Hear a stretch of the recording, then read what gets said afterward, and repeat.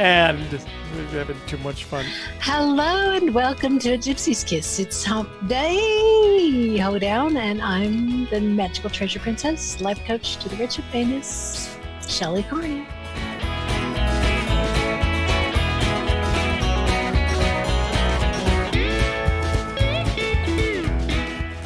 And I'm Toby Younis, administrative assistant to the magical treasure princess and chief of security for her. I'm glad that you could join us tonight. We've got a lot of things going on, some giveaways. Oh, dang nabbit. I got to go get the giveaway while we're doing this. So we got a great giveaway. We got to talk about the survey. We got to talk about other stuff. We got some emails. We got a couple of text messages. And then we're going to open up those phone lines so you guys can talk about it, whatever you want to talk about. You doing okay, MTP? I'm doing fine. Oh, good.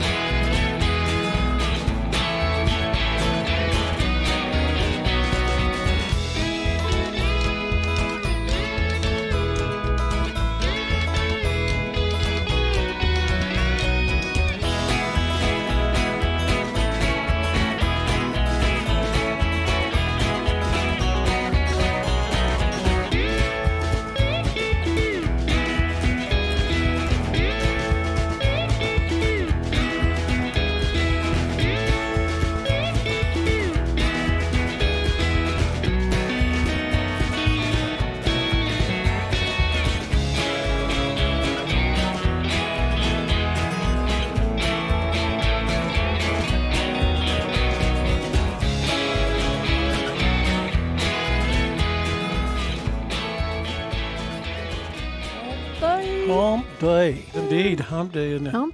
Humpday. Day. You know what? I just like it when we're together. I like it better when we're together. Seize the hump. We need to, you people need to stay home so we can get rid of this damn virus thing. Carpe diem. Carpe humpum. Yeah, carpe humpum. Housekeeping, you want towel? Es muy importante to have towels. Of course you do. Hey, remember, before you leave tonight, like this video. YouTube likes it when you like our videos. And the Magical Treasure Princess likes it when you like our videos. Share it with your family, your friends, your neighbors, your business associates, and the entirety of your social network so that we can grow the channel. And finally, if you are not already a subscriber, this would be the ideal time to click on that subscribe button. Auga. And then when you see the notifications bell, ring the notifications bell. And that way, when we start a live stream, you'll be immediately informed and in the know. Because there's nothing better than being in the know. So there's a couple of things. Number one, if you'd like to talk to us in the chat room, you have a question, make sure you precede your question with the ampersand A space gypsies with an apostrophe space kiss, and that way it will highlight it for us in the chat room and we won't let it swing by. You also have the option of sending us a text message. Our text message number is 202-815-1171. You'll see it in the screen below the two of us, someplace over towards the middle. And then finally, if you're a real fan, you can go down to the bottom of the chat window. You'll see a stylized but grayed out $sign. That's the super chat button. Click on it, and YouTube will walk you through the process of contributing to this wonderful project of ours, keeping us going, keeping us enthused and motivated during these difficult times. I should mention that we just did on the New Sales Leaders Institute, we did our first interview. Can you post it in the chat room while I'm doing this? Can you get to it? And we interviewed my youngest daughter of 6 children. I'm not sure how. Oh, okay. You can't go to SLI? Hold on. Let me do it real quick. we interviewed the youngest of my children, Toby Renee Younis, and I did it for a couple of reasons. Number one, she's just sharp as a tack. It's not posted yet. I'll have to do it later, maybe before the end of the evening. Plus, she's in sales, and plus, she's in a high-tech industry, in the high-tech industry, and she specializes in virtual reality. And she works for this great company who also happens to be called Toby. They're from Sweden, but it's Toby. Tobii.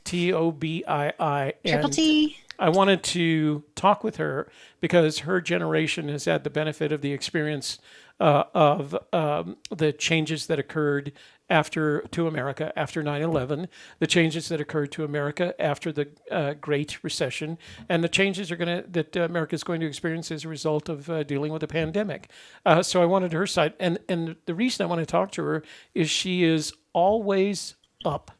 She's always upbeat about things. She's very, she's just, no matter how bad it gets, she's always upbeat about things. And I really appreciate that about her. It was a great interview.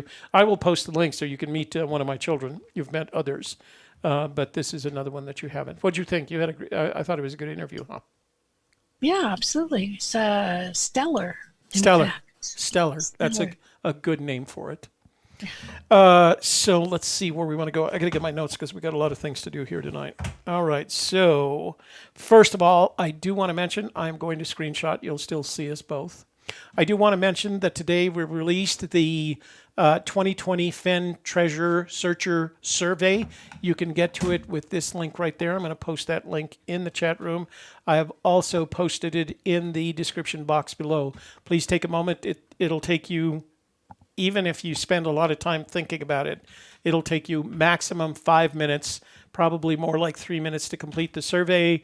We had a record 400 survey responses this year. We want to see if we can beat that number. So please take the Searcher survey. I've only added one question this year, and that relates to whether or not you feel like the pandemic is going to affect your search season. All right. Hey, Joey Perra's in the room. Hey, Joey. Oh, of course, he's not traveling, right? I guess not. So that's the first thing. Please take a moment. I posted the link to the survey in the chat room, and I've also posted it in the description box below. The survey will be up from April 1st today through Thursday, April 30th. Then we'll collate all the data and we'll present it to everyone. And this year I just decided to share the survey with everyone. Once we're done with it, we'll just give you a link to take a look at the survey. You can download it, et cetera, et cetera. The second thing that I want to mention is that we're doing movie night on Saturday instead of Church of the Search. And the movie this Saturday night is going to be via Zoom. The movie this Saturday night is 1917. So if you'd like to join us with an adult beverage and some popcorn, you can join us. But I do need your email address in order to send you the invitation, because as I said, we're using Zoom. This is not posted to YouTube. It's not a public event, YouTube style of event. So 1917, in order to get there, there's a link right here in the community page, and I'm going to copy that link and I'm going to put it in it's not scary, K-Bro. The first one wasn't scary. It was educate. Whoa, I don't want to do that. Hang on. There's got to be a better way to do that. Here. So that's where this link will take you, and you fill in your first name, your last name, and your email address. And the only thing I'll use it for is to invite you to movie night, okay? I'm going to put that link in what's the movie about? So 1917, K-Pro, was a award-winning film this year, and it's about World War I, 1917. And it's about these two young men who are given a special mission. So I don't want to spoil it. It was a great movie. What makes it outstanding is the cinematography. If you're a fan of cinematography, this is one of those movies. What was the movie that they did a couple of years ago? That Spanish director did it with the one take thing. What? It was with. It was about that Broadway actor. Ugh, I can't remember it. Anyway, what's amazing about this film is it's almost... Are you talking about Birdman? Remember, Oh. wasn't Birdman done with that one take style? Yeah, but I mean, Let's go back to full the screen. first scene was the one take, Well, but then they had other scenes that it went into. But So- it wasn't the whole movie that was one take. So it's an interesting strategy that came on board with Birdman, and it makes it look like the cinematographer shot the entire film with one take, with one movie, just tracking through it. And 1917, which I have seen, and which is why I wanted to have you guys see it again, was shot in using that same strategy. It looks like one long take. You don't see breaks from scene to scene to scene. It's pretty amazing. Let's see. What else did I want to do? Okay, so that's the second thing. If you want to do movie night with us, make sure you fill out the form and I put the link in there already. And then last but not least is tonight's giveaway, and I am going to play the giveaway movie.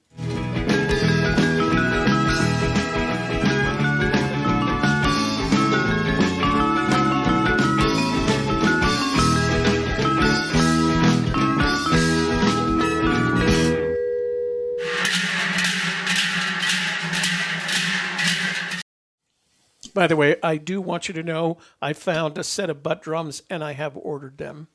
They're going to be a little slow in coming.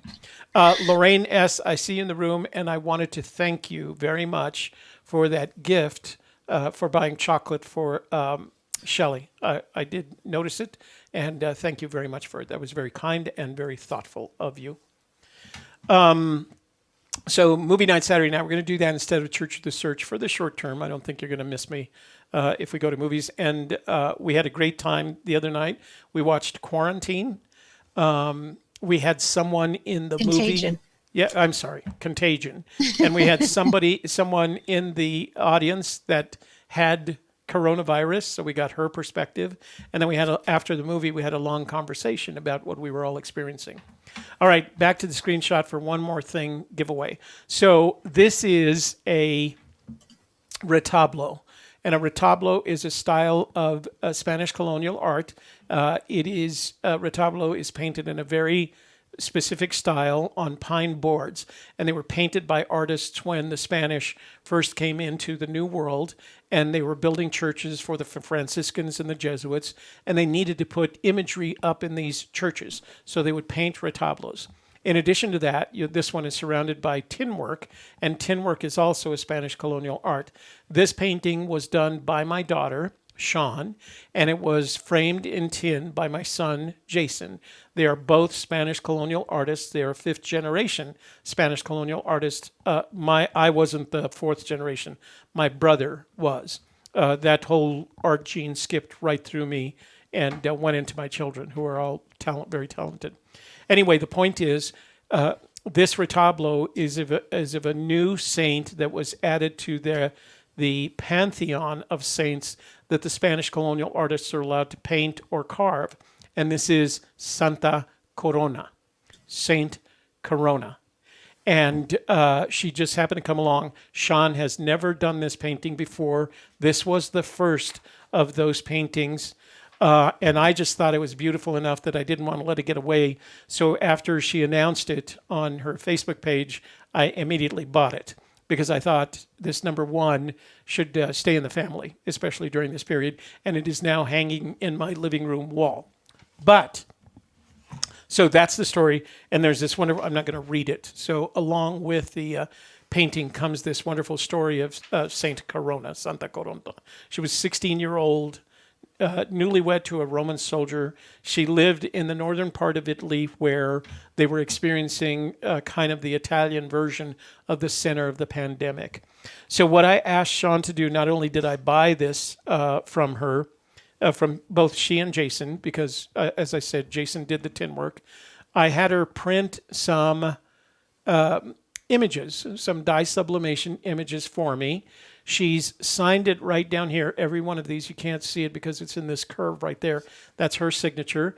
I've mounted it in a frame, and I bought 10 of them. 5 of them are spoken for, including one that's going to the Magical Treasure Princess because she asked, and she gets whatever she wants. This one is our giveaway for tonight. And if you want a chance at winning this original Retablo print of Santa Corona, and you'd like to have it in your house to help you through this period, make sure you go to last Wednesday's video. She is the patron saint of... So I'm going to read it because okay. when I read it, I kind of didn't believe it. Sorry, I interrupted. No. Well, let me finish that. So if you want a chance at winning these first, and there's going to be several more. Like I said, I probably have 5 that I can give away on the show. I'm going to give some to my friends that who I know would appreciate it because they're very familiar with Sean's artwork. Go to last Wednesday's video, last Wednesday's Humpday Hoedown. Should give one to Dr. Brown. And make a comment. I plan to. So the people that we all know. So I'm reserving 5 of those for them. I have the original, fortunately. So I'll have 5 to give away over the next several weeks on a Gypsy's Kiss Wednesday. Go to last Wednesday's video, make a comment, and then at the end of tonight's show, we'll do a drawing. So let me read this to you. Saint Corona, Santa Corona, feast day, May 14th, patron of butchers, lumberjacks, treasure hunters, and invoked against pandemics, epidemics, and plagues. How convenient is that? We get the 2 for 1. Patron saint of treasure hunters and invoked against pandemics. A young 16-year-old newlywed to a Roman soldier kept a secret Christian life. She was horrified as she watched a Roman soldier named Victor tortured publicly as they prodded out his eyes and he steadfastly held to his Christian beliefs. She cried out from the crowd words of support and love for him and admitted her own Christianity a guaranteed death sentence. Her limbs were tied to 2 palm trees that had been pulled to the ground in great tension. The palms were released and she was ripped apart limb from limb. Victor was later sainted himself and shares her feast day. Now, there's a lot more detail in here about her, and I will send you this little outline along with the image if you want it so you understand the importance of Saint or Santa Corona. That's the image, signed, autographed by Sean right there, Sean Wells. And then I've added the details down here in the mat. We'll give that away before the end of the night, before we leave tonight. So make sure that somebody reminds me to do the giveaway, all right? And again, let me just show you that screenshot. That's the image. Can we make that bigger? I don't think I can make it bigger. So that's the image that that's the original image that now hangs in my living room that this print was made from, all right? So I hope you guys like that. I think then we'll give you going back to giving you some of the images from. And if you're not interested in the saint picture, but you want to get one of these here cups. Want to get one of these here cups.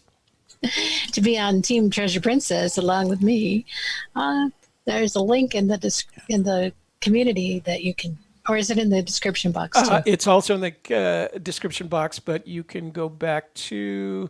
Let me see if I can go back there. If you go to the community page, it's available on Zazzle. Scroll down, say show more. I'll get the link here and put it in the. There it is. So I'm going to put that link if you want to buy one of the Team Treasure Princess cups. I'll put that in the description box below. This always turns out to be that we don't want to do that. Here, I'm going to open it up and go there because it's easier. How did they do that? Is that all of the announcements? No. Wait. Santa Corona, Saturday Night Movie, and 4th End. That is all of the announcements. Okay. We ready to go into emails? I think we are. Wait, don't rush that. I need to play my email video.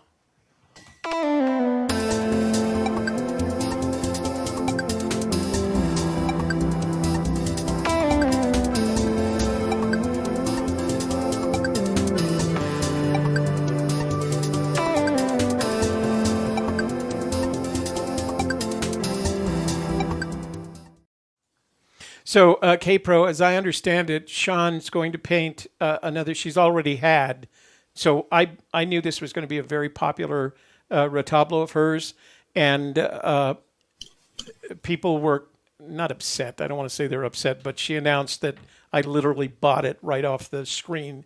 She was just promoting it to see if it was get bought. She got 5 orders in the next 20 minutes, so they'll be making more of these, I'm sure. And when they do, I'll let you guys know. So, all right, email. What do you got in email? All righty. This is from John Miller, and it says, "So why must I go? Hey, Toby and Shelley, I know this adds to the chaos, but here are some thoughts. So why is it that I must go and leave my trove for all to seek? Perhaps Forrest answered this question for us already. Quote, it is more than sad to me, not just that the French soldiers are dead and buried, but that no one knows where they are or even who they were. Quote, the ground and the tall grass knows, but they won't tell. Quote, Andy Warhol, who certainly had his 15 minutes of fame, or Shakespeare in As You Like It, who wrote that all the world's a stage and all the men and women merely players. They have their entrances and their exits, and one man in his time plays many parts. Okay, Mr. Shakespeare, name just one player or even one part about which you speak. The name may be remembered if it is written, but what of the person? Did Shakespeare say that most of us come into this world for a little while, are blessed perhaps, then depart and are soon forgotten by history? Of course he did. Multitudes have conveyed, look at me, I'm somebody, please don't forget. In this chapter, My War for Me, he speaks of the tiny circle of people we engage with throughout our lives. Quote, we live in a small cocoon of our own surroundings and a few friends and places. We are victims of tiny environments.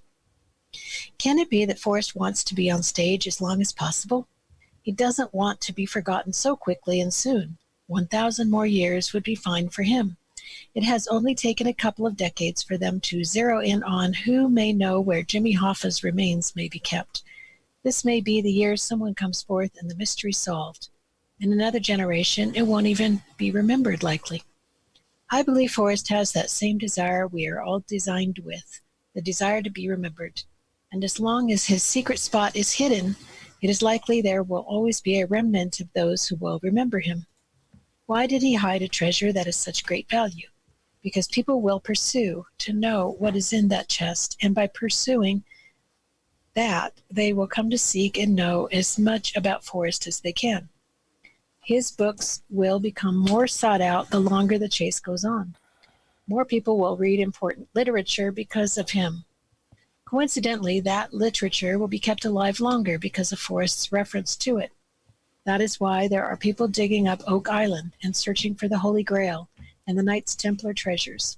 People seek value. I believe Forrest seeks value. He genuinely wants his life to enrich others, not only in the tiny circle that he references, but he wants to expand his circle of influence to those whom he may never have opportunity to meet. It's more than just getting outdoors with your family. It's teaching your family how to have relationship with each other and with others. Even having relationships with the biddies, the roosters, and the crazy birds. We're all here for each other. I believe that is why this secret spot is so special to him, because it's the spot that brings people together. The answer is at least obvious to him. Quote, no one has to see what is there. The grass sees, and the trees and rushing waters of the spring creek also see. We are here for the pleasure of others. Each one is as important as the all. Though Forrest understands his life is a temporary statement, he wants to play his part for as long as possible, and he wants people to remember. Quote, why did the strange clearing mean so much to me? Quote, was it only to be drawn to that place? Quote, a place I would not visit again until the grave marker entered into my life. Years later, I would meld these thoughts into one, the sum of which would change my life. Could it be a place where there is a footprint of the past that perhaps others have forgotten, but Forrest remembers, and he wants others to remember it too? Hope you are healthy and safe. John Miller. That was a very thoughtful email. I like those kind of emails where I feel like I'm getting ideas there or thoughts that I hadn't had before. What do you got next? This is called Halfway to the Treasure quote from Hal from Florida. Happy Hump Day, Toby and Shelley. There is a Fenn quote I've seen bantered about to the effect that when you find the home of Brown, you are more than halfway to the treasure. To me, this suggests that if home of Brown is in fact approximately 10 miles from your starting point, the treasure is somewhere less than 10 miles from where you put in. However, it could mean that you continue down the canyon, or perhaps turn back in the direction that you came, and it's located about halfway between the two. In the latter scenario, the 200s searchers described by Forrest would have passed the other 7 clues while traveling from the starting point to the home of Brown. I know some people believe that the treasure is actually within 500 feet or so of the home of Brown, but based on my home of Brown, I don't believe that is going to be the case. Do you have any thoughts on the matter? Thanks and happy chasing. So that's interesting because he paraphrased. That wasn't actually a quote. It had the quote about halfway to the treasure had nothing to do with the home of Brown. The original quote was, those who solve the first clue are halfway to the treasure, metaphorically speaking. And based on that, you couldn't actually assign your search area distances based on that was said. So what he said was, those who solve the first clue are more than halfway to the treasure. Now, this is my interpretation of what he said. Let's say, for example, I'm at a hotel in West Yellowstone, and that the treasure is somewhere along the Madison River inside the Yellowstone. Let's say it's at Ojo Caliente, right, where he bathed. Let's say it's within 500 feet radius of that Ojo Caliente, but I'm in West Yellowstone. So I have to travel from West Yellowstone all the way to the parking area above the Ojo Caliente. I am now, metaphorically speaking, more than halfway to the treasure because early this morning I was 10 miles away from that, and now I'm within 500 feet. The same would apply as if the treasure was hidden in the Rio de los Pinos and I had to leave from Albuquerque. I know that distance is around 180, 200 miles, give or take. And I don't know, but I'm going to assume that the treasure is within 1,000 feet of the area at which we park. So now I've driven 200 miles and I'm within 1,000 feet of that treasure. Well, of course, metaphorically speaking, I'm more than halfway there because I've already driven the 180, 200 miles, right? So that's, I believe, what he meant when he said it. But your original quote didn't the quote that you cited, he didn't include the home of Brown. He was very much talking about those people that solved the first clue, and we know from Forrest that the first clue is begin at where warm waters halt. So it's not much of a, for Forrest, the thing about Forrest is he tells you where the treasure isn't, and when he says something that makes you think that he's telling you where the treasure is, it really doesn't work out that way. It's fact. If you're at the first clue, then you are, metaphorically speaking, halfway to the treasure, unless you started the whole adventure 1,000 feet that way, which that means you live within 2,000 feet of the treasure. None of us are like that. So, okay. So I would say that if you're at the home of Brown, you're within 500 feet of the treasure. That's what I feel like. Go ahead. Anything else? Is that it? Go one more. Okay, go. This is from Reynaldo Vasquez. Moments like these. Below is an email I sent Forrest a few minutes ago. I guess he wants to share it with everybody. Hey, Forrest. Reynaldo here again. As I'm sure everyone is fully aware of the virus situation hitting the globe, it was for moments like these that the thrill of the chase was meant for.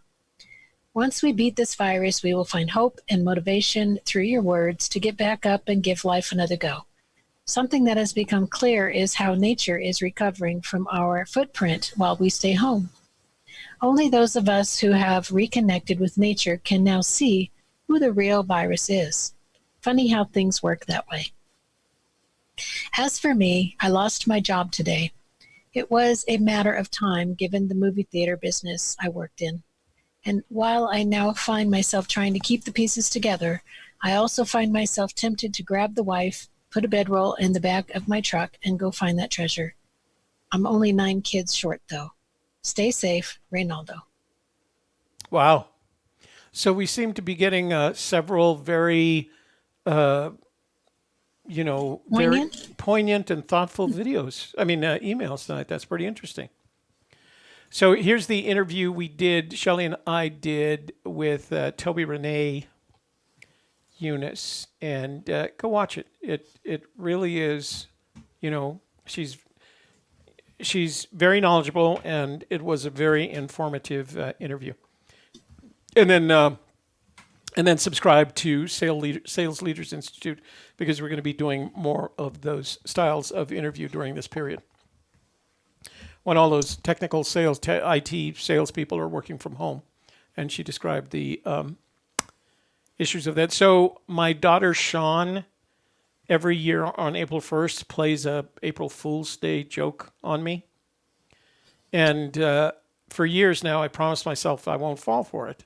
I even had on the screen of my laptop a little sticky note that said, Sean, April Fools. Okay? So I wouldn't get caught. So yesterday, I bought that painting, or that retablo with the tin work from Sean and Jason, and they wanted to split, the value of it, and so I had to send half the one to half to one, and I'm just going to pick a number here. Let's say half of the value was $300, and the other half to Jason was $300. They decided that's how they were going to split it. So this morning I get up. There's a little sticky that says, "Don't fall for it this year," because you fall for it every year. And I get a text message from her, and it says, "Dad, I love you very much, and I'm very grateful that you bought that retablo, but you added a zero on, so you transferred $3,000 instead of $300. So I panicked. I mean, my heart rate went from normal to 200, and I checked my PayPal account, and of course there was no added zero, and I didn't send her. And then I realized she got me again, and she knows how. She knows that I'm very good at my finances, and so she got me there. So I wrote her back, and I don't know whether you guys are aware, but in 1998, on April Fool's Day, I was returning from a speech that I gave in London, and I had a heart attack midair. That April Fool's, that's how I remember every year. So this is 21 years now, 21 years ago that I had a heart attack. And so I wrote her back, and I said, if I ever die on April Fool's Day, it's going to be your fault. So see if she doesn't do the damn April Fool's thing again. So, but she's so damn cute and so talented, I can't get mad at her. All right. Is that for emails? That is. Okay. Just wanted to mention that several people are offering their support of Reynaldo, and for losing his job, and wishing him well, and as do we. Well, I think that's why we want to do some of these things. Now, you guys are aware that on Monday nights we're doing COVID conversations with Dr. Coffee Brown, and it's putting a lot of these things in context, especially from the medical perspective.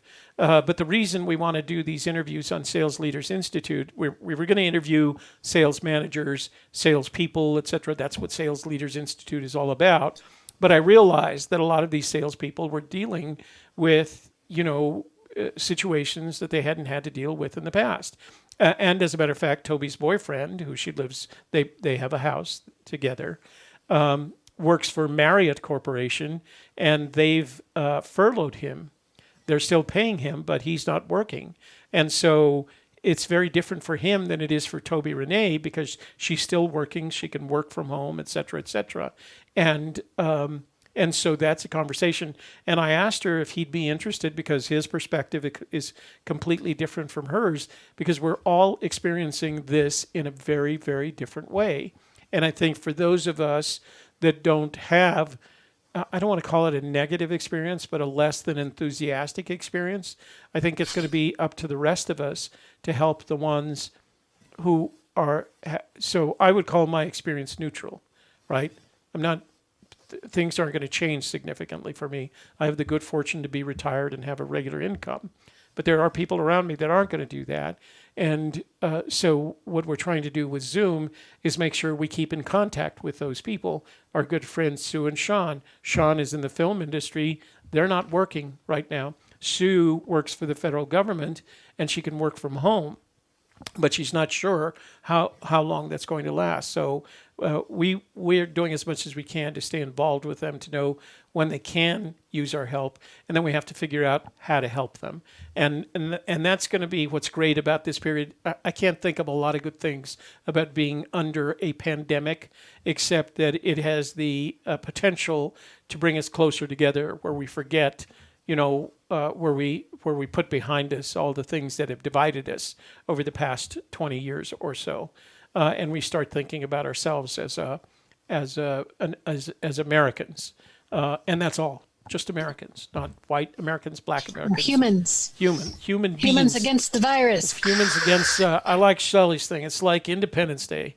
That's right. It's us against the aliens, and the only way we're going to be able to beat them is if we unite to fight. So alien virus. The alien, that's what it is, basically, an alien virus.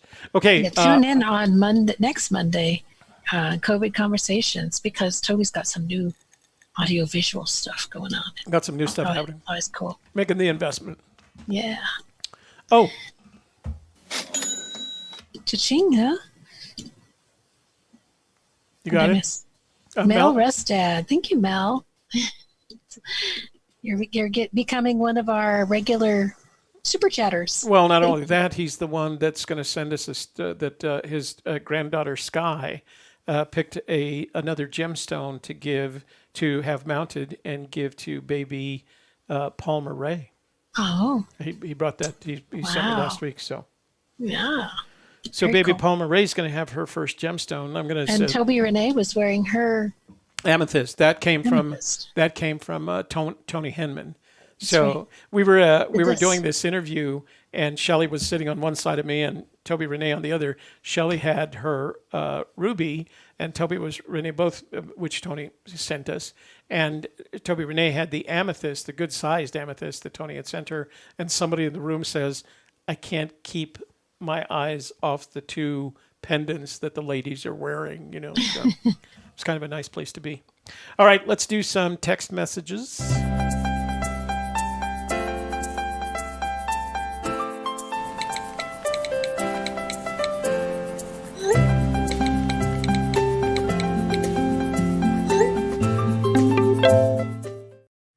What were we going to say? I'm sorry. So did you want to say hello to the room? You know what? Let's do that. No. You go ahead. Let's do that. After text? No. I'll do text after you do the room. Okay. I'm going to start from the bottom and look for questions. You can say all right. We're going to do the room.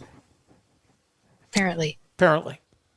So hello to all our little friends and our big friends and our medium-sized friends out there in YouTube land. Who do I see? Who do you see in your magic mirror? I see K Pro, one of our mods, the Blue Wrench, Joey Perro, Holly Cairn, Bertha Chacon, INFJ, Colobrado, another one of our Blue Wrenchers. We have T.I. Mattis. She says, I asked Rex all day yesterday, Rex, what day is it? Rex, what day is it? Finally, yesterday evening, I realized it was Tuesday. I'm not sure why she wanted us to know that. Wait, say that again? T.I. Mattis. She says, I asked Rex all day yesterday, Rex, what day is it? Rex, what day is it? Finally, yesterday evening, I realized it was Tuesday. Oh, she was waiting for us on Wednesday. She thought she had some AGK coming her way. Oh, I see. We got World Famous Gamer. Says he's coming to the movies. Yay. Auntie Mae, Captain Marvel, John Miller. Hey, we read your email, John. By the way, Lee. I do want to say thank you to our cadre of moderators who put a lot of work into keeping this room safe for the rest of you chatters. So thank you, moderators. We really do appreciate it.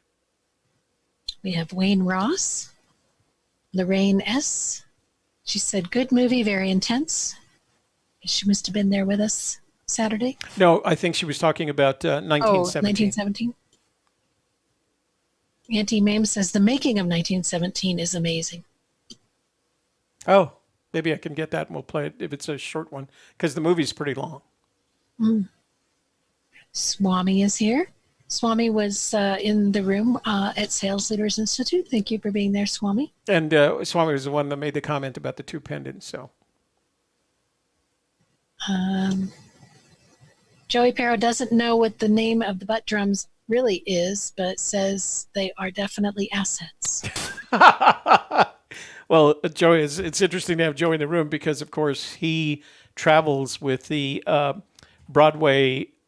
What's the right phrase for it? I always forget. The traveling Broadway show, Jesus Christ Superstar. He's in the orchestra. So I imagine they're not traveling right now, are they? He did come through New Mexico. Yeah. MJ Inzer. Lamron. In a parade, but drums bring up the rear. Jorg Monin. Treja. LR. Patricia Marin is here. Oh, Patricia, she should tell us what they're doing about I guess they're just going to hold off the opening of her gallery until after we come out of lockdown, I guess. Sherry from PA. LR writes, Toby, this is a reminder to do the giveaway. LR later in the show, because if you tell me now, I'll forget. By the way, I do have to mention, I can watch 1917 again because I saw it more than 2 months ago, or about when it first arrived on the scene, and that gives me plenty of time to forget it. So it's like watching it for the first time for me. Sarah Rocks. And she does, you know that? Yeah. Saint of Treasure. Mighty Huntress. Sassafras. Andre. Swami says, what is the real name of butt drums? We don't know. I guess we should probably find out so that we don't keep calling them butt drums. That's the real name. Well, you bought some. What were they called? I don't. There's probably some. It looks very South American. So I'm guessing. You said you bought some. I'm just teasing. Yeah. Couldn't find them. You got Heavy Loads.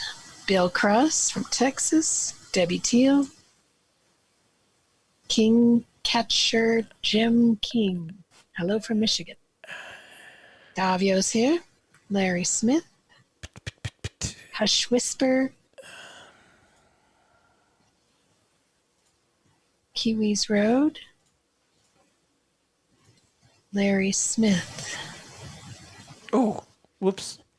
Sozo Rocks. Oops, what? Oops, I went looking for butt drums, and there's a video of a guy playing butt drums, but like... But there's no real drum. Yeah. Yeah, I heard somewhere one of the late night hosts was talking about Pornhub is giving all its content free now. Yeah, right. That's what they said. I'm did? like, okay. Anyway, well, anything. don't go check it out right now. Anything though. to go get a pandemic. Yeah, if that's what it takes to get through this. Sheets Trove. Yeah, no, Swami, I just did Google butt drums. That was a mistake, wasn't it? Raztaz. Ronnie Lee. Do you see any questions? Let's see, Sarah Rock says, don't, no, everybody's going, don't Google butt drums. I did, and they're all doing getting the same video that I did. End of the chase. Happy April Fool's Day. Yeah, Ben Wise, right. Yeah. Happy April Fool's Day. Sheets Trove. Did you die? Get Mel Rustan with his super chat. Journeyman's here. Davio says he's just feeling low energy. Wow. That surprised me. It's because you weren't in my room this morning at 10 o'clock. Yeah. I could have lifted your spirits with LR my daily journal. LR managed to get by with this one. Are there boob drums? Got it. Well, if there are, there's a video about them, I'll bet. Not important. Always last in line. Violet Mercury's here. Hey, Violet. Captain Marvel, where is it where you sell your stuff? I always go to eBay, and it always seems it's getting progressively more expensive to sell on eBay. Let's see. Tony Russi is here. I do have a really expensive 4-stroke Toro lawnmower, powered self-propelled lawnmower. Used it one season, and I'm going to sell it. If anybody needs one, let me know. What are you going to do instead? I'm going to get an electric one. I don't need a 22 horsepower lawnmower for my mini lawn back there. See, who told you to get an electric? That was Kevin. I think it was both of you. And Captain Marvel. Williams I like here. big butt drums that I cannot lie. I'm going to show that. I'm going to let that go by. Heavy Loads. If someone finds the chest this year, will they be considered extra brave? I don't know. It's going to be that cross between either extra brave or extra somewhere between extra brave and extra stupid. I guess. I don't want to be. I don't want us to start losing searchers from being diagnosed with coronavirus. That would just be the worst thing ever. You know. Plus, it's going to be hard to travel. States are starting. So Wyoming is going to close up tomorrow. Colorado is already closed up. New Mexico is closed up. The only one that hasn't closed up is Montana, and that surprised me because they have a Democrat for a governor. It's just that they're so sparsely populated. Yeah. I don't think they worry too much. Blaze Looker's here. Tony Henman's here. GL Cannon. Let's see. Sarah rocks. Okay, Sarah, you can have it for $200, one season, 4-stroke, self-propelled, not Toro lawnmower. I think I paid $500 for it, even though Kevin was telling me you don't need that. I don't need a mower that big. Yeah. Heavy Load Probably says could do your whole yard with the weed eater. It's not that big a yard. yeah, it's not. Well, it's not. It's a good sized yard. It's just that the little plot of grass isn't that big. I mean, Kevin was right. Tell Kevin he was right. He's always right. Here, Colorado says, here's a Brown for you to chew on. Joseph C. Brown was the first man hired by the government to completely survey the Santa Fe Trail from beginning to end. The same Santa Fe Trail that's in Forrest's backyard. Actually, it's his Front side yard. Yeah. Side yard. So I followed that early on in the chase. I did follow that rabbit hole. It doesn't work out.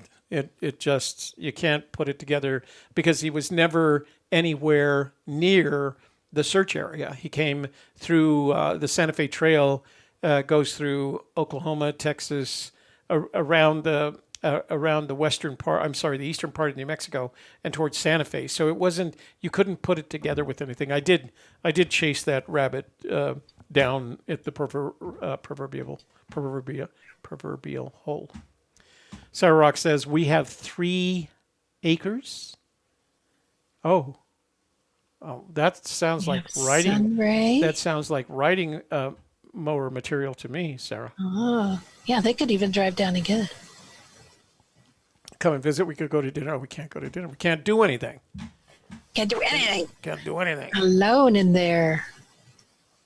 John Patriot. Don't do it. Veronica Hunt. Tony Russi. Nemo is here. TICTNAO. TICTNAO is in the room. Tano? Because I think if you try to say her name, she's got a really long name, huh? Tano? The big alone story in of the there? chase has to do with Santa Fe Trail, but the treasure is not located near it. Yeah, heavy loads. That's, if the treasure was located near Santa Fe Trail, we'd all be digging up Fenn's backyard. DEA3. Some people have tried that. Mr. T. Ben Wise. Hush Whisper. Roy Call. He was waving, so I waved back. You know what? I should post Shadowcaster. Part of Raztaz. one of the things I did was the what? I like big butt drums and I cannot lie. Yeah, that came from Captain Marvel. I saw that. Let me see. So I posted an announcement from the IRS. Oh, look at this baby. I'm going to do a quick screenshot. Alrighty. See that baby? That's Palmer Ray sleeping. Isn't she adorable? Okay, I did post. The Imagination Channel, treasures new and old. Hey. It's like the title is this long, and then what they write is no. She's got that new YouTube channel. By the way, if you are not already a subscriber to the Imagination Channel, Treasures New and Old, who is alive, thankfully, go subscribe to her channel now. She's headed for her monetization at 1,000. By the way, Catter's Daughter. So I got to share this with you as well. This Proud to be a Wildcatter's daughter. Sean was very cautious about delivering this to me because she doesn't want to make me sick. So we met at a parking lot. She doesn't want to make you sick. She just wants to scare you to death. Well, that's true. We met at the parking lot at Party City, which was empty, and she was wearing rubber gloves and the mask, and she sprayed it with alcohol. Where did she get a mask like that anyway? I don't know. Well, she does the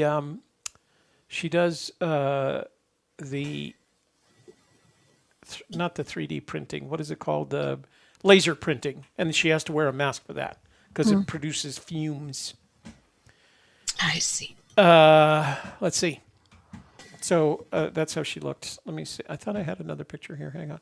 What I'm looking for is the IRS released some information on what you have to do, how you qualify for that. Let me see if I can find it. Here it is. Economic impact payments. I'll post that link in the chat room. So if you have any questions, it's what you need to know on the latest information regarding the economic impact statements. So I'll put that in there. Ugh. Can't they have short? That's at the IRS because that's where they're going to come from.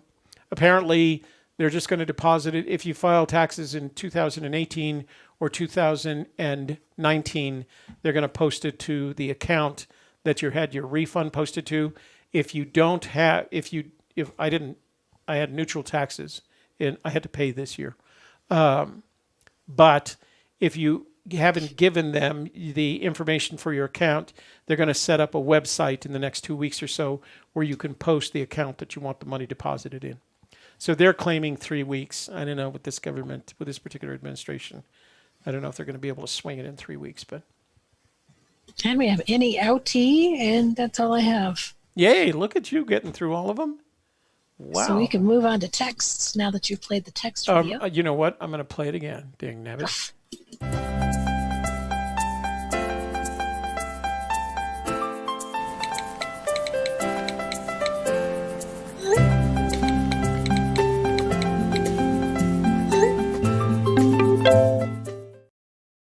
So before I do that, actually, let me do text, and then I've got something to share with you guys because I think it'll help.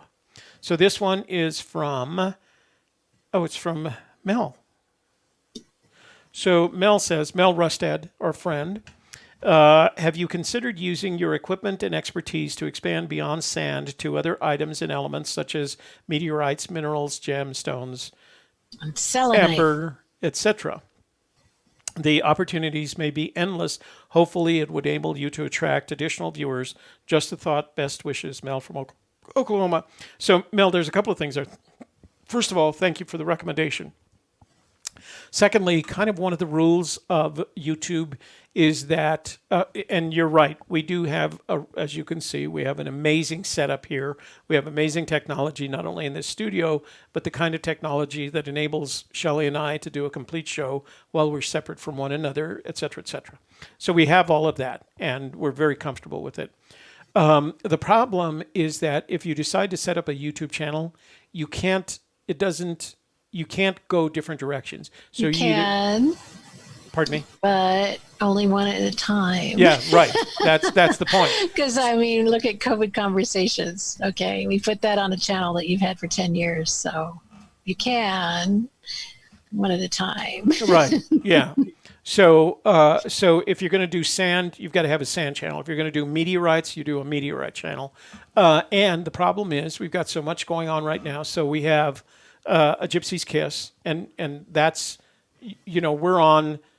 Well, you guys don't know this because you don't see Tuesdays and Thursdays, but we're basically at this 6 days a week, including Shelley's video on Monday, our member vault on Tuesdays and Thursdays, AGK on Wednesdays and Fridays, and sometimes on Saturdays. So that doesn't leave a lot of room. Then we decided to do COVID Conversations on Mondays. So that's the rest of the week. So far, right now, our only day open is Sunday. And then now, Sales Leaders Institute, which is actually for us a business, is now on Wednesdays and Fridays as well. So there, as much as I'd like to, and I'm doing the softer side every morning at 10. So we just don't have we don't have enough time to do anything else. We do have the technology, and should things ever settle down, I've actually put World Sand Project on hiatus just so I had the time to do the COVID Conversations, which I thought was more important. But when we're through this period, I'll go back to the World Sand Project and continue doing that. But that's good advice. And you're right. I mean, if we had it, maintaining 4 separate channels now, it doesn't leave us much time for anything else. This is Dave from Texas. Do you know what kind of vehicle Fenn owned in 2009, 2010? When he hid the treasure, it might tell us what road conditions to expect. The only thing that he's ever said for certain was he referred to it as a sedan. But he seems to me an outdoorsy kind of guy. I mean, I can't imagine Forrest Fenn not driving a Jeep Wagoneer or something, But honestly, we don't know anything for certain regarding his the vehicle that he was driving in 2009, 2010. I don't know. Is K-Pro? Do you know anything? Did you ever ask him that question, K-Pro? Ken in Oklahoma says, Toby, the shirts are fitting since much like Charlie Sheen, we're all under house arrest. Are those my silk shirts? Is that what he's talking about? They are fitting, aren't they? I had a bunch of these. These are one of those that somebody was having a sale, and I ordered 6 of them. They're silk summer shirts, and so I got them, and I've never worn them. I just never. So I've got, I think, 3 more over the next. Just seldom wear them. You have worn them. I have worn them. Heavy Load said, just got a prank call looking for toilet paper. Then she wanted me to come over because she was lonely. People are losing it. Well, sounds like fun. Grab a roll of toilet paper and head over. Yeah, who knows? Ken, Oklahoma stumbled on a surprise Where Warm Waters Halt possibility steamships on the Yellowstone River Custer connection. Wow. Hey, do you want to talk about your Where Warm Waters Halt story? I'm going to talk about it in my new video where important words where I discuss the word warm. So make sure you're looking for that. Now, it won't be out next Monday because that will be walk, but then the week after that, warm is coming up, and that's when I'll talk about it. So I got to go to email to get that one. Toby, could you go to 3dbronze.com and do a screenshot? He is actively making masks for healthcare workers and could use some donations. Okay, I'm going to do that right now.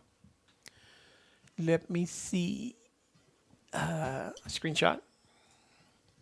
Let's go to 3dbronze.com.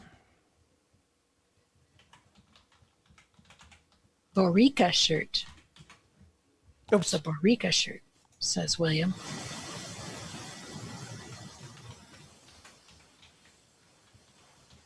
K-Pro says, at least now he has one here. Mike drove with him sedan. Then a Jeep is looking thing in a SP. I don't even know what that all means. Captain Marvel, let's see. A guy at the grocery store said that someone is selling T-shirts that say, call me for apocalypse sex. Call me for... Okay, so this is 3D Bronze. He says, to help with COVID-19 pandemic, I've temporarily suspended the sale of all traditional products on this website. Click for details. I'm going to open up in the new tab. Let's see what the details are. My work helps support hospital workers in need. 15 face shields for healthcare workers. Donate in your name. $25. Add to cart. All right, let's do that. So we're going to add to cart. We're going to go to the cart. Sport limited edition running man, 3D printed, add to cart. I'm going to do the masks. I like that. All right, so you can go to 3D Bronze and contribute to the making of 15 face shields for healthcare workers. And we'll proceed to checkout. Forrest has 2 cars, a sedan, and a Jeep. I know he has a Jeep Wagoneer now. Interesting, because I was going through the word warm, and one of the articles I read, he was talking about having to go in and get out. The car ran out of gas. He was in the middle of the road, and the cops came, and they called a tow truck for him, and they towed his vehicle to Walmart, and he had to take a cab home, and then he didn't. Wasn't he kind of embarrassed? He was done driving. He wasn't going to drive anymore. Yeah. It was like, but I guess he didn't follow through on that. Okay, let's see. Place order. You need a card here. Let's do that. And we need the... Okay, so I'm going to go back. I just donated one of them. Place order here. And so it's $25. Let me see. Read and accept the terms and conditions. Oh, okay. Terms and conditions. Place order. Okay, I'm going to do this again. I didn't want you guys to have to deal with my personal information while I did this. So, okay, order received. So that's 25 for 3D Bronze. And here's where you want to go. All right, let me do that again. Screenshot. Go to 3dbronze.com. And he has an order here. If you click on this, 15 face shields for healthcare workers donated in your name. Sarah, did he decide, is he sending some of those to you? I thought you guys had connected. She says 3D has offered to help my hospital, and we have 0 at this time. We also have 215 plus providers that could be exposed at any time. All right. So 3D, if you get my order, I would appreciate it if you'd send those to Sarah's hospital. But anyway, 3D Bronze helps support hospital workers in need. 15 face shields using his 3D printing technology to do that. And it's $25. I think that'd be a great donation. So I just did that. Real easy to do. K-Pro says make sure to put in the comments to give to Sarah's hospital. He will give a note included. Yeah, you can add a note to your order. So Karen Warner's in the room. Hi, Karen. Okay, so there, you guys do that too. All right, what were we going to do next? Where were we? We did email. We were doing texts. Did you finish the texts? I don't think we said. You know what I missed? Here's what I missed. I'm going to do it anyway.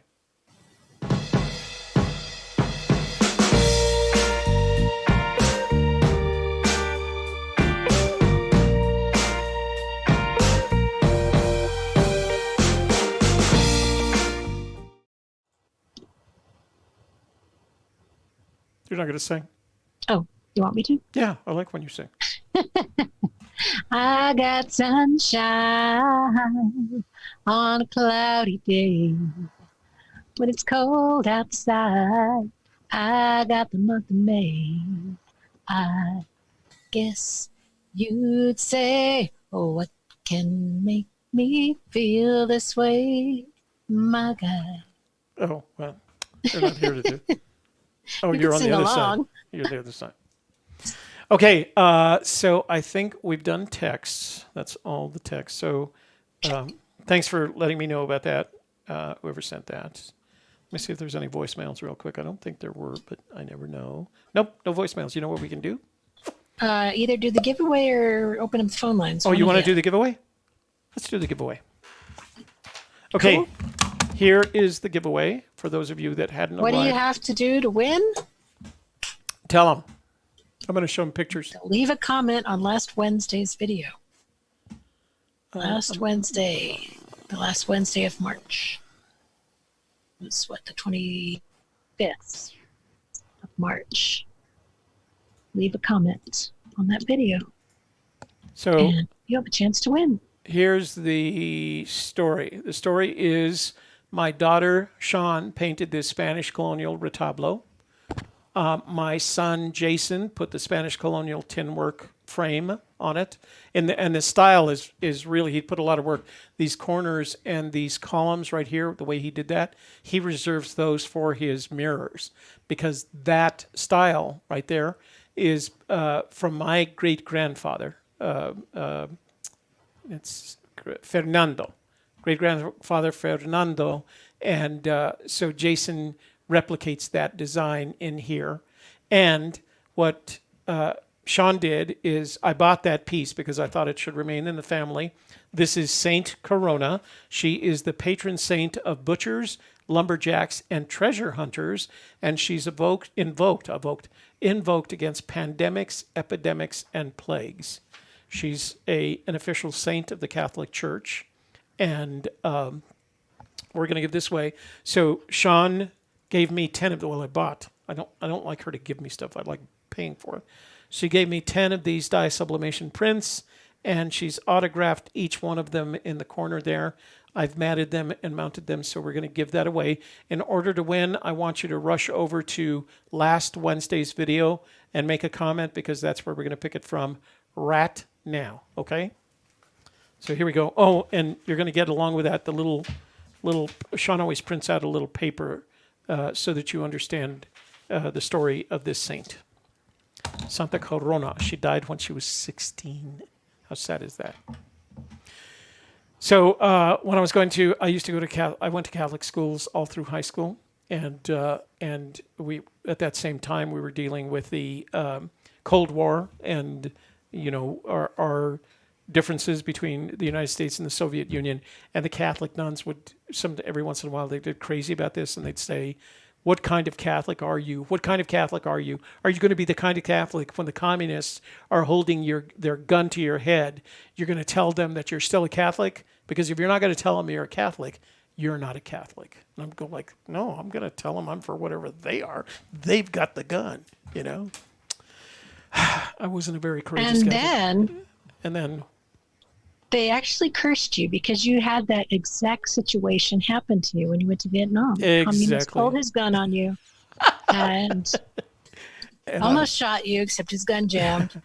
And then he bayoneted you. Oh, look at you! You got it. He bayoneted you. I don't know why I'm laughing about that story. And the whole time you could have said, "I'm Catholic. Don't do that." It wouldn't have saved me. No, it would not have saved me. I still have my. It was really funny because I still have my dog tag someplace there on my keychain. And back then, the military insisted that on your dog. So the dog tag has your name, your service number, your blood type, which is O positive, and your religion. And back then, and I had just gotten to that phase where I was claiming I'm not religious. And I tried to say that, and they said, no, you're required to select a religion. And so I had to put down Catholic. So that was the last time I was Catholic. it's funny. What am I doing here? Wait, funny. Speaking of funny. You're O positive and Kevin's O negative, so I'm Oh, really? I'm surrounded by the O's. By the O's. What are you? I'm B positive. Be positive. Be positive. Oh, positive. I was going to do something instructive here. I just forgot what it was. We're going to give away a gift. Giveaway. Okay, Don't forget we're to going to play go the to giveaway a video. Gypsy's Kiss. And did you do the giveaway? I haven't video? done it yet. Well, I did giveaway. Like...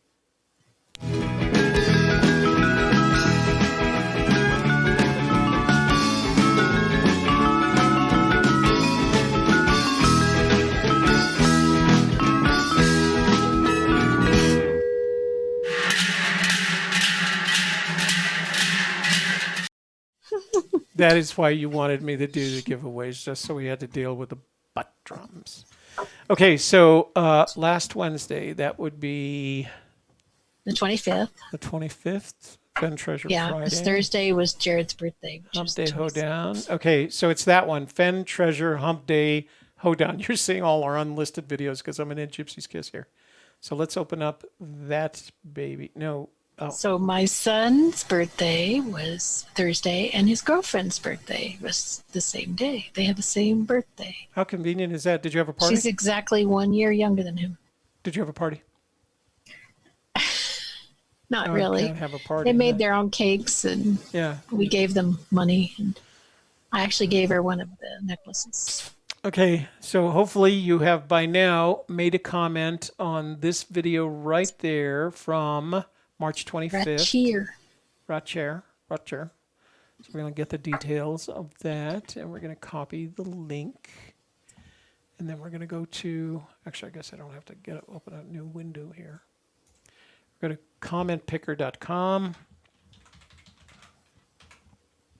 We're going to go to YouTube Tools, random comment picker. We're going to enter the link. See how many have made comments. 44. Wow. Not a big number. Okay. Are you a veteran? Yes, you could. I am a veteran. All right. I knew that. Here's the giveaway. Santa You Corona. got bayoneted. So you're a Purple Heart veteran. Hi. You're my not only my biggest Communists. fan, but The communists attacked you. You know what's really funny? The nuns cursed you. oh my goodness. Guess who won? Who won? John Miller. Hoo-hoo! John Miller, you are the winner. John is one of the members of our vault, of our member vault. Yeah, that's So right. how cool is that? John Miller. Awesome. Where is that? John Miller, you need to send your shipping address to 202-815-1171, okay? So because you won Santa Corona. And that's not the first one. I'll have probably, I think at least... It is the first one. I'm sorry, it is the first one. But I'll have 4 others, at least 4 others that I'm going to give away over the next several weeks. All signed, all matted, all mounted. So you guys will have other chances at them. All right? So make John, sure you're making your comments on Wednesday videos. let me make a quick note that John Miller's our winner. John Miller, you're the winner. That's what happens when you send us beautiful emails. You get to win prizes. Oh, you also have to comment on the videos. All right. So remember, so next week we're going to draw again for another Santa Corona. Put a comment on this video to qualify. Okay? So LR, you can become a Baptist. I don't know. I'm pretty happy not being a nothing. That's You're not a nothing. I'm not a nothing. I'm a nothing. You're not a nothing. I'm agnostic. You're a positive person. You just have to say like I do. I'm really, not religious. I'm spiritual. I'm a positive spirit. I'm not even spiritual. I'm just. I'm forcing you to be. So John Miller, text your shipping address to me. 202-815. I'm going to come to your house with a gun and ask you if you're spiritual or not. Nice. All right, phone time. We got some phone time. We got text time, phone time. Where is that? Open up.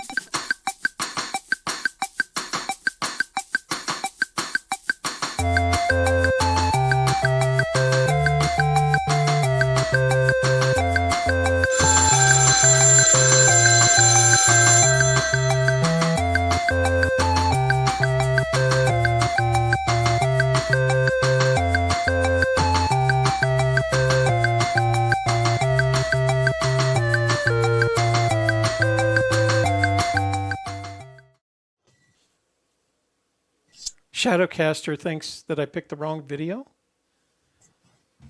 Said last week's video had 64 comments, so But it might have been doubles. I don't know. let me see.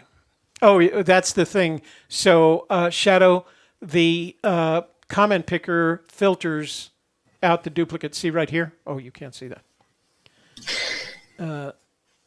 So what it does is the random comment picker, when you put the video URL here, it filters out the duplicate users.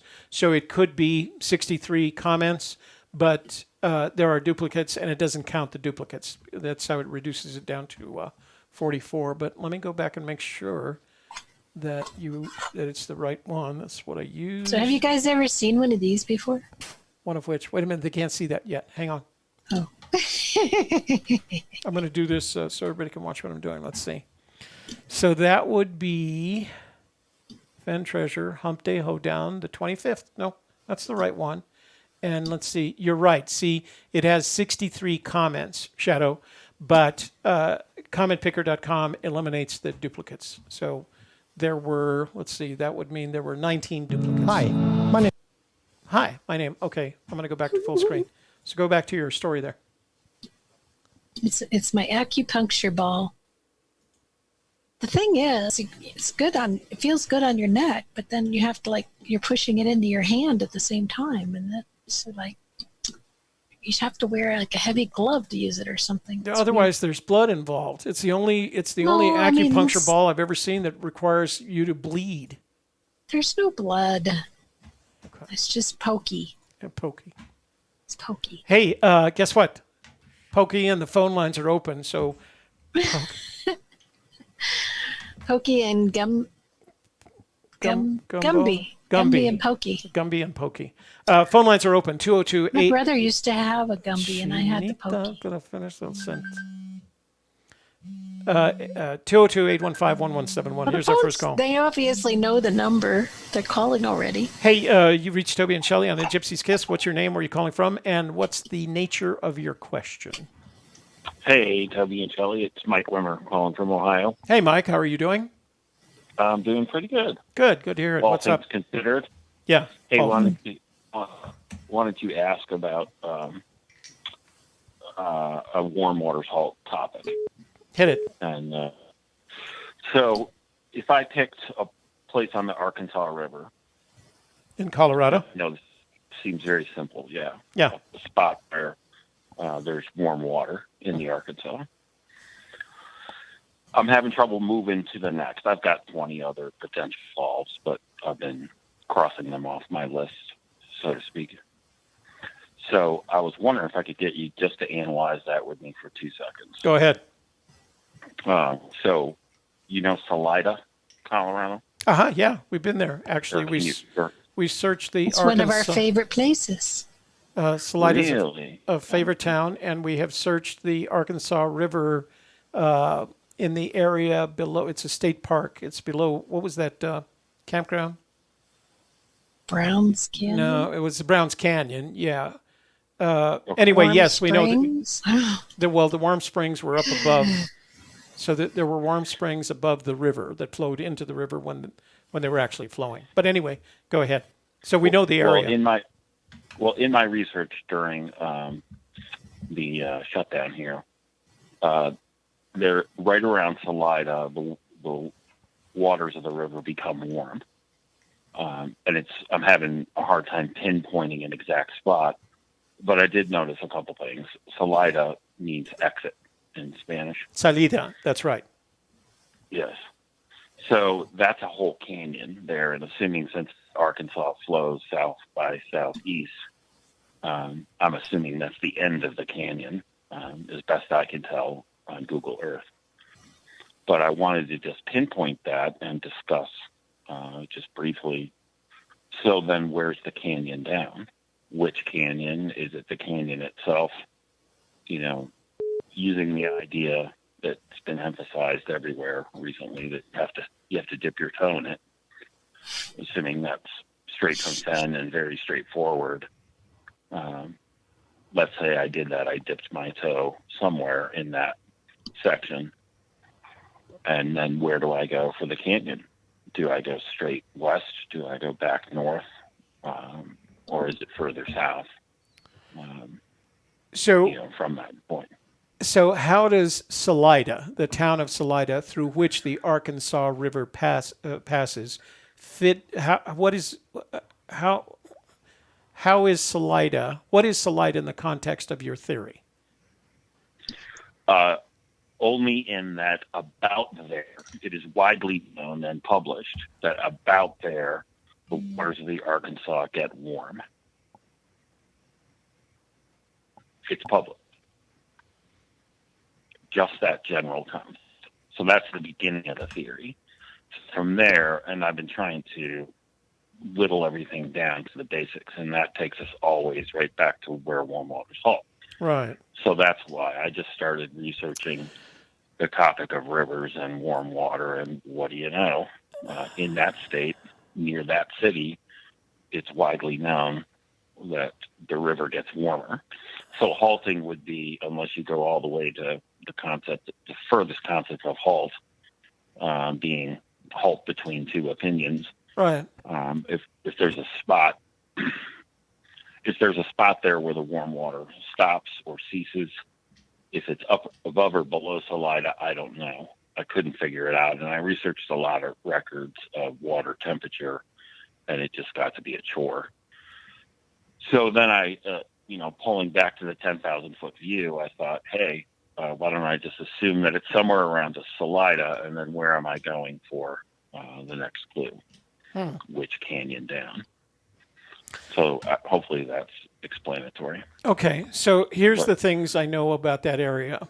Number one, by the time you're in Salida, you're no longer in the canyon. You're in the San Luis Valley, right? Which is this huge agricultural valley that was formed as part of the Rio Grande River. I won't go into that.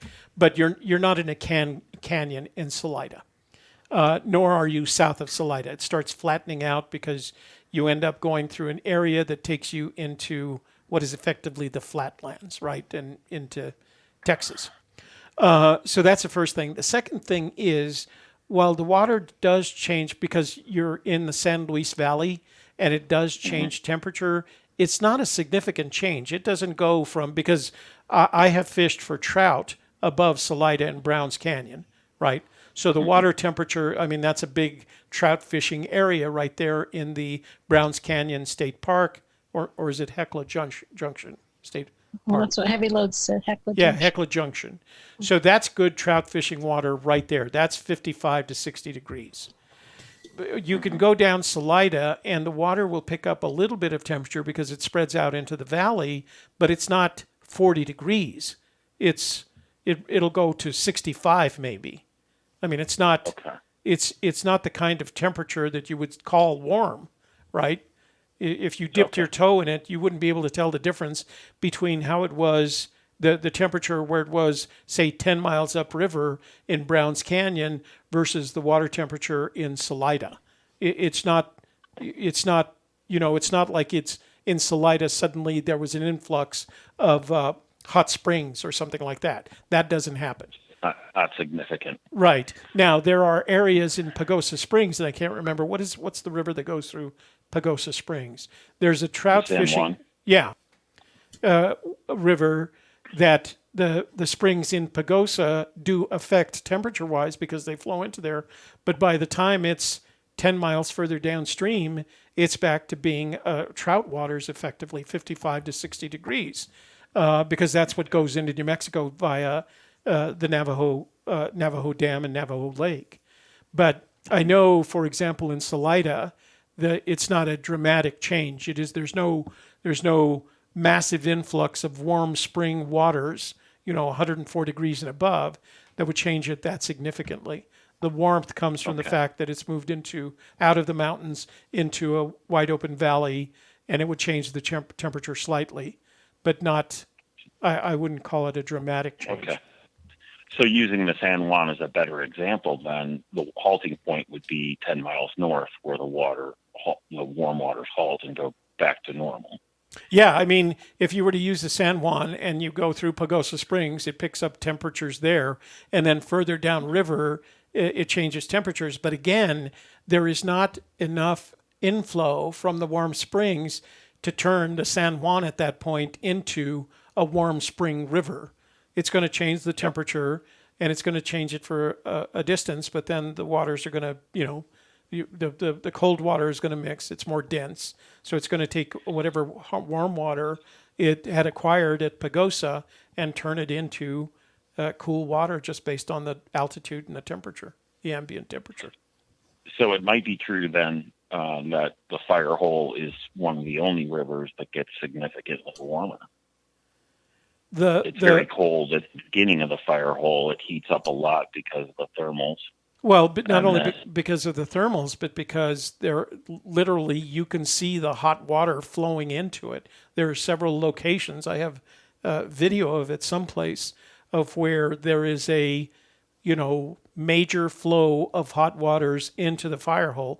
I couldn't tell you how much it changes the temperature. I mean, I've never done it. I wonder, do gauging stations check temperature as well as depth? I don't know. Well, what I read a couple months ago and mapped out a little bit about the fire hole was it is true that the Nez Perce and then a little further up the little fire hole are kind of cold water extensions that might even be a little warm in the beginning. I think people have searched that area ad nauseum.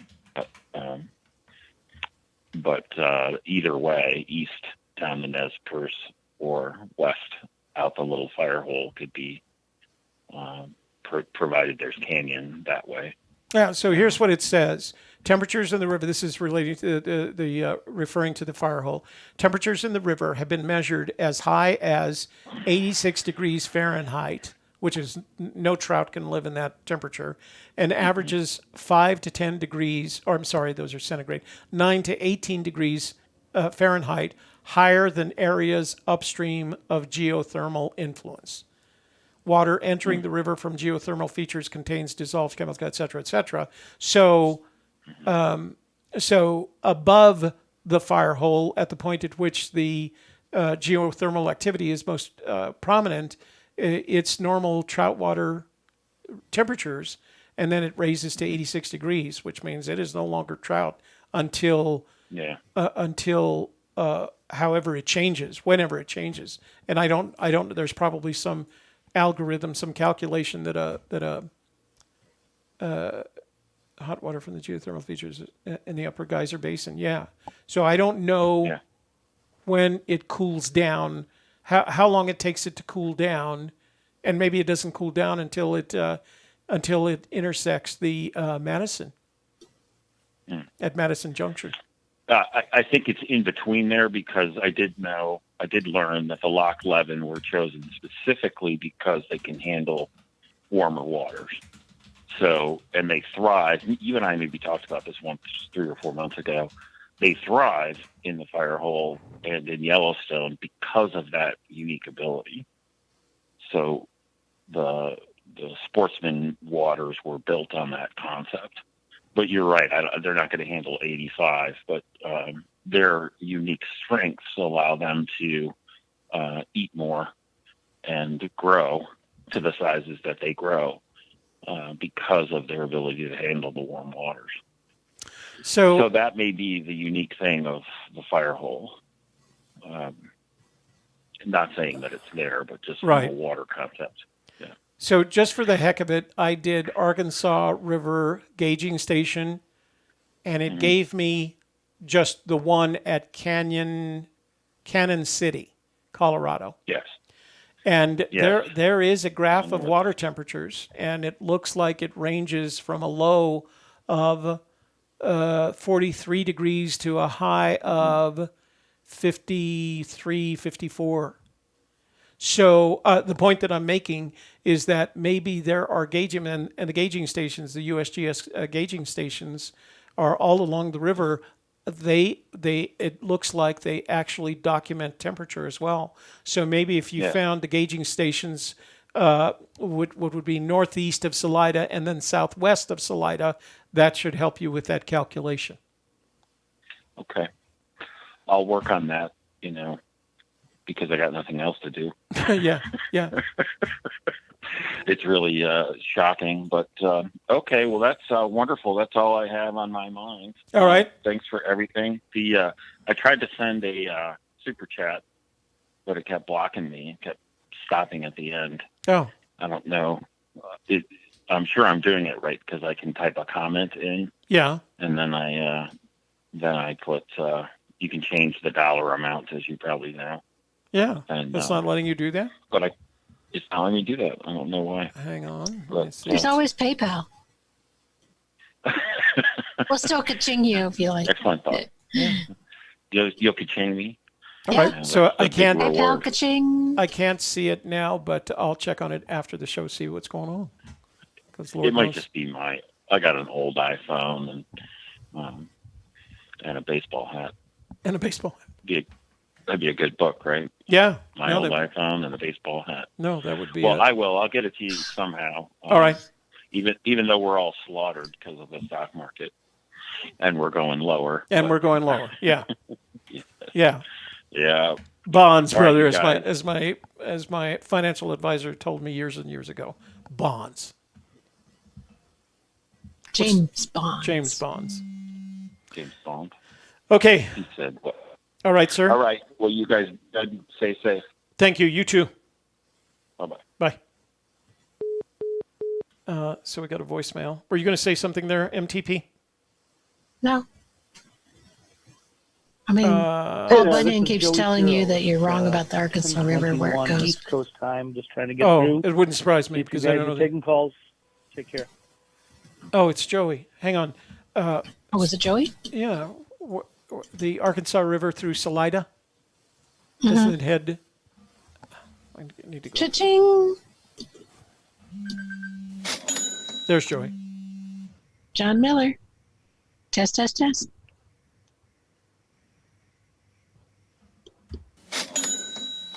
That's working okay. So, dang nabbit, I'm calling Joey back.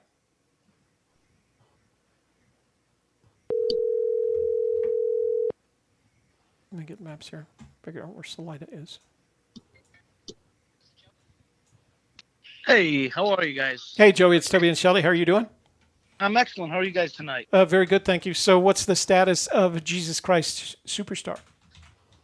Well, I was laid off probably, I've lost track of the days. Isn't that funny? Probably 2.5 weeks ago now. Wow. And we're just, we got some relief. We got 2.5 weeks pay on the Broadway League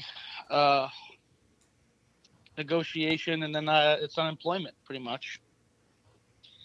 So we don't know when we're going back. It's a big mystery.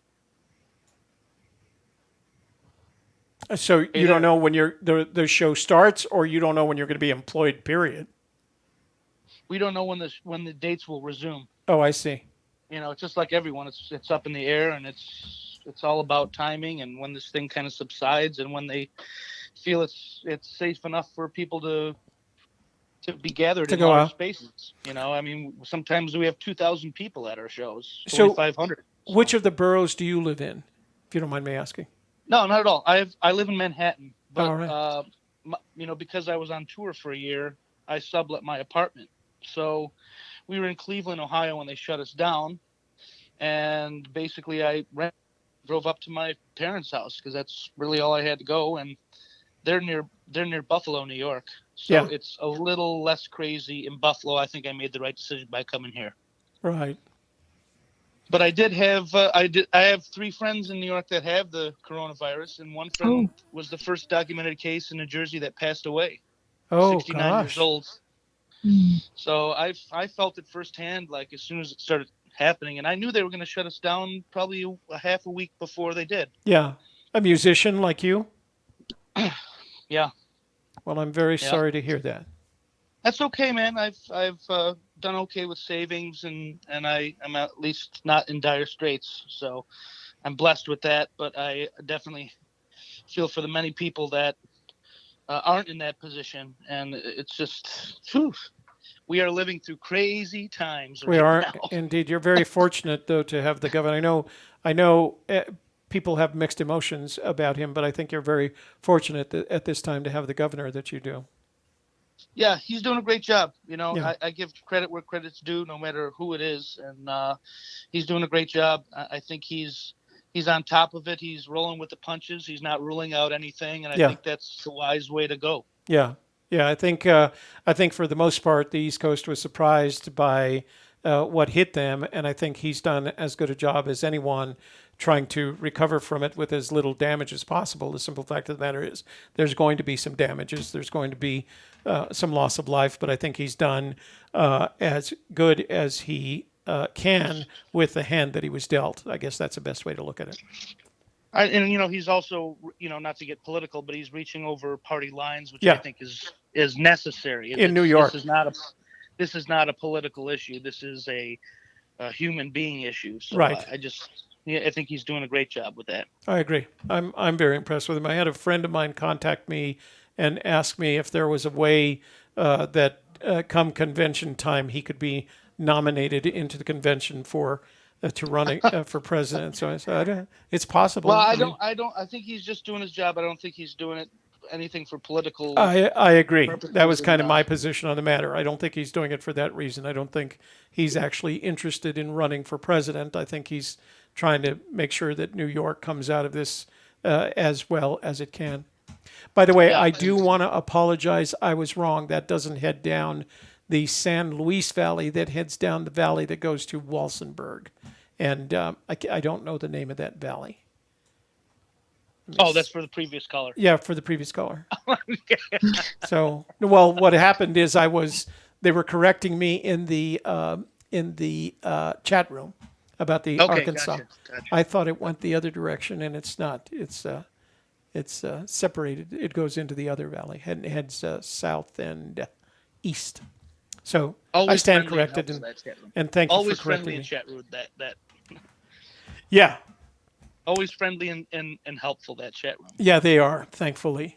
So I actually had a comment to call in about tonight about something to ponder, not about the poem and not about a search date specifically, but just something that's written in the thrill of the chase that I thought we could take a look at or talk about as maybe something that is a key to solving the riddle, Well, so to speak. I remember when you came out to visit and we went to, was it dinner or did we just have cocktails? I don't think we had apps and Right, we had cocktails. over there at the Tamaya. Anyway, and I thought that conversation was interesting then, so throw it at it. Let's see what you got. Well, I don't think I even brought it up at that call, but this is a little more, I guess, moreover the whole riddle. But in the early part of the book, he writes something about something that really stood out that sounded kind of nuts, and that was about how his wife put in a skylight in his shower. Yeah, But he didn't have to look at it, so that didn't matter. right. Well, that got me thinking, like, who would look at that, or how would you ever? So the answer that came to me by why he would maybe suggest that or make an inference to that is Google Earth, and finding things on Google Earth that could possibly lead you to the starting point and solving the poem. I just thought, why would anyone mention their skylight in their house? I mean, I actually looked up Forrest's house on Google Earth, and you can see a skylight. Not that I can see him in the bathroom, but you can definitely see skylight in his house, and you could do that on Google Earth. You could see something from that, from those satellite images, and I just thought that was interesting because I know there's schools of thought out there that think Google Earth has nothing to do with the chase, and I don't know. It just leads me to think that it is, and those satellite images would be around for 100 or 1,000 years as well. Yeah. I just wanted to bring that up. I kind of remember, and somebody, I'm sure the chat room will correct me when I'm wrong. I thought the skylight was in the bathroom on the little adobe house that they built next to the gallery, wasn't it? Was that in his house? I'm gonna have to go back now. No, there's definitely one it's- over the shower In where? In which shower? The one. in his house. Well, There's a scrapbook that shows pictures of it. oh, is there? But Yeah. not I the believe it. gallery. No, And I believe his His house bathroom. was built. I believe his house was built in 1988 or 1989. I looked it up, and they must have been the builders of the house. I almost guessed. Yeah, because he said Peggy designed the shower. So, yeah, it's interesting that he would put that little bit of information in there, and it seems removed from the rest of the context of what he's talking about. Yeah. So it just sparks my imagination to think of why he would mention that, and but I didn't have to look at it, so it didn't matter. But who would look at it? Who would be able to see that? Well, someone on Google Earth. Well, I'm going to go do that right now because I'm curious. There's old Santa Fe. Believe me, I don't think the treasure's on top of his skylight. Yeah. So, but I think it's a hint. It's a hint towards the certain tools you'll need in order to solve the problem. Oh yeah, yeah. You can definitely see the skylight. Well, you got him on. You can bring him right up there on Google Earth. Yeah. Oh, damn it! I think got him saved. There's someone in the shower though. I better back this out a little bit before. Oh God. So, oh God, it's Forrest in the shower, for God's sakes. Is his hair gray or white? Yeah, it's pretty distinctive. Yeah, but I thought I'd bring that up, and just something for people to think about. Well, I'm going to suggest another thought to you, and that is, when are you doing the video, your Warm Waters video, Shelley? It's going to release to the public not this coming Monday, but the one after. All right, Monday after next. Shelley's going to put out a video that is interestingly similar to the conversation you and I are having. Okay. But I can't tell you more than that right now. Well, I can't tell you where warm water salt either. Well, Shelley had a really intriguing, and as a matter of fact, if I remember correctly, you were in the shower at the time, weren't you? Yeah. Yeah. So yeah, you need to watch Monday after next. Her release Monday after next. Okay, I will. I will be. I mean, I don't have anything to do, especially on a Monday. So. Yeah, because I think you're gonna. I think you'll find it intriguing. So you can see Forrest's bathroom in scrapbook number 99.5 from October 2014. Okay. He's got pictures. Okay. I'm sure you've seen it before. He's taking pictures of his bathroom sink and the mirrors, and then he takes a picture of the shower. And oh, is that the one where the brass toothbrush holder was? Must have been, if you get a close-up of it. Yeah. All right. Yeah. I know which one you're talking about. Yeah. All right. Well, you wait for Monday after next, and then call us back the following Wednesday. And I sure will, you guys. Great to hear your voices. Glad you're doing well, and thank you for also doing that channel on being responsible about COVID-19. It's important, and until you get a glimpse of it firsthand, and someone is affected by it, you really don't have a scope of this epidemic. It's crazy. Considering the numbers that they're projecting, even under the best of circumstances, we're all going to know someone who is affected by it. Just the I agree. The numbers. So everybody listening, keep safe. Don't take risks, because by golly, I'm going to go boots on the ground in July, whether it kills me. whether you stay safe. Yeah, exactly. You stay safe too. All right. Well, thank you guys. Thank you guys so much for taking my call and taking the time. You have a good evening, and stay safe right there in Manhattan as well. All right. Okay. Talk to you later, Joey. Bye-bye. Bye-bye. And Buffalo. So I got a couple of text messages. Let's see. Oh, there's John Miller's address. That was okay, John. We'll take care of that. It'll go out this weekend. Ken says, regarding the special spot, Forrest list the things he would see and smell. It sounds to me like he's describing a long-range view, like Toby preferred grave location versus deep in the trees. Agreed or not?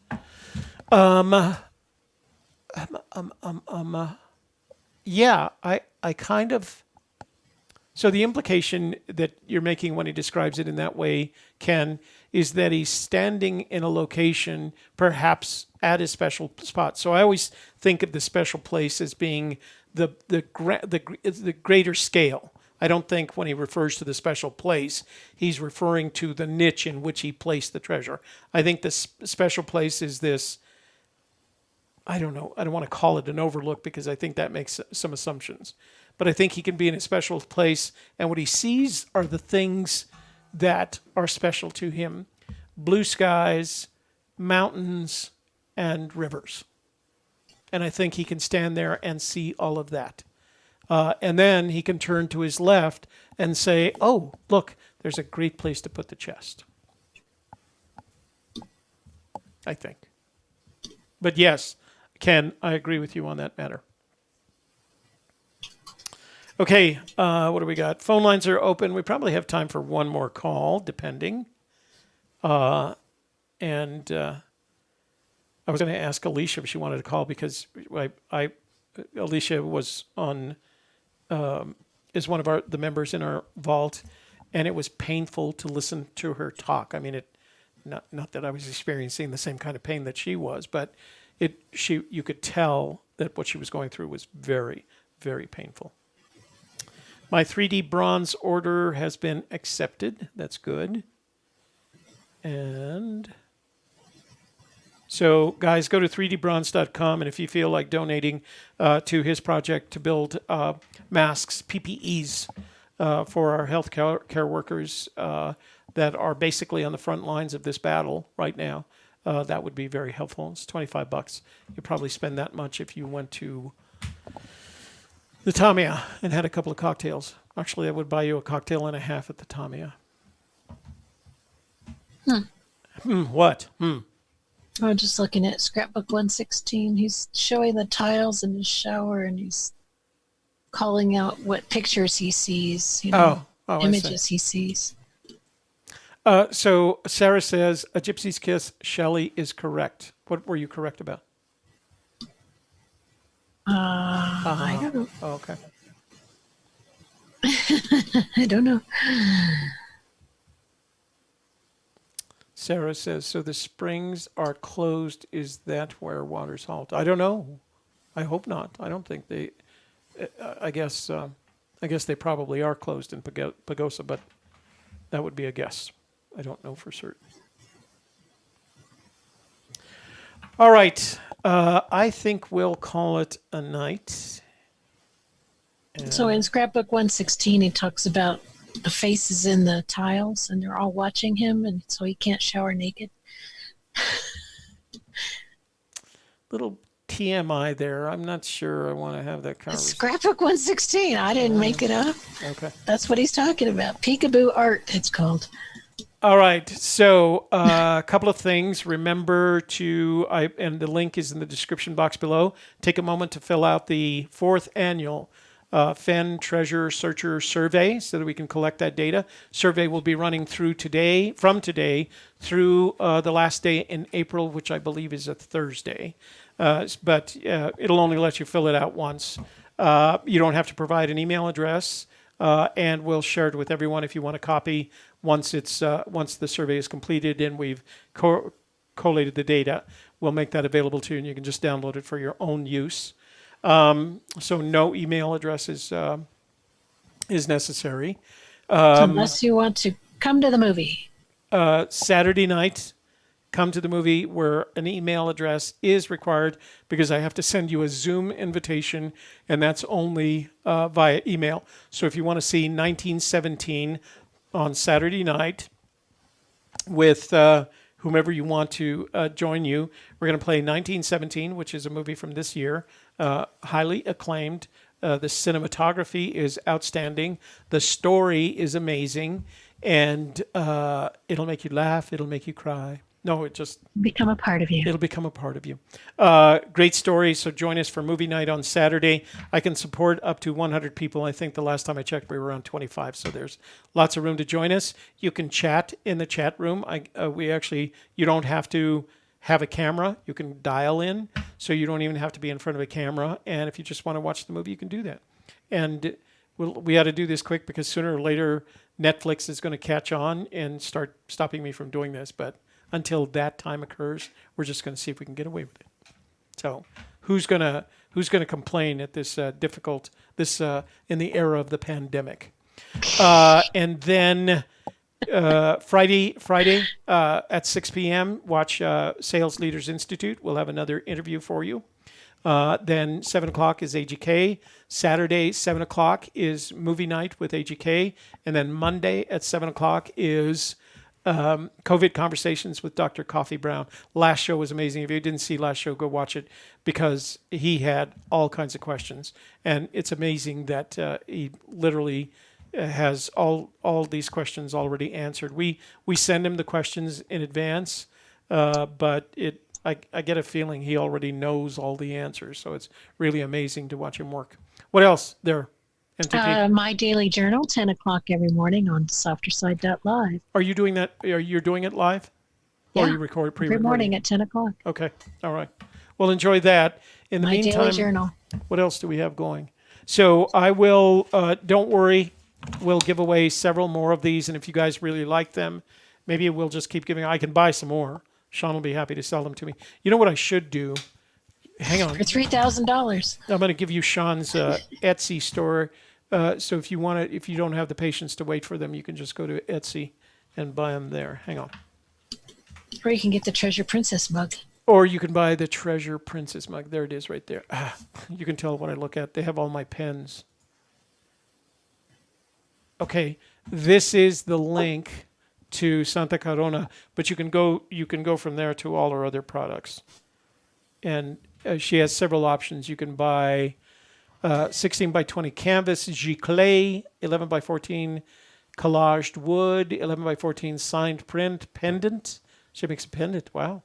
6 by 9 greeting card, 4 by 6 postcard, 2 by 3 pocket card. So they're all there. So I'm going to put that link in there for you.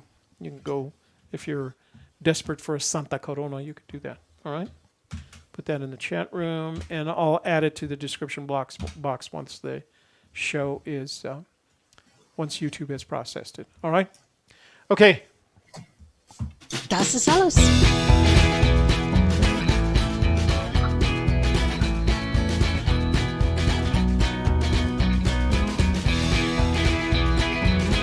And Thanks for being here, everybody, for our Humpday Hoedown. We appreciate you, and it was fun hanging out. For a Gypsy's Kiss, I am the Magical Treasure Princess and life coach to the rich and famous, Shelley Carney.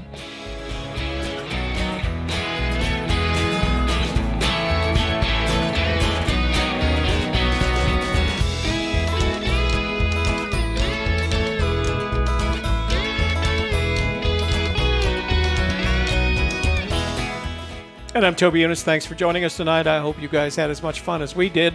We look forward to seeing you again on Friday night, and sign up for those movies. We'll just get together and watch movies for the heck of it.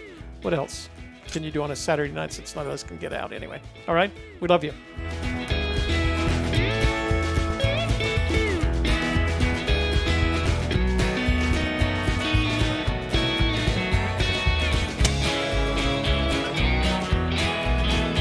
You're going to make that little camel dizzy. Here we go.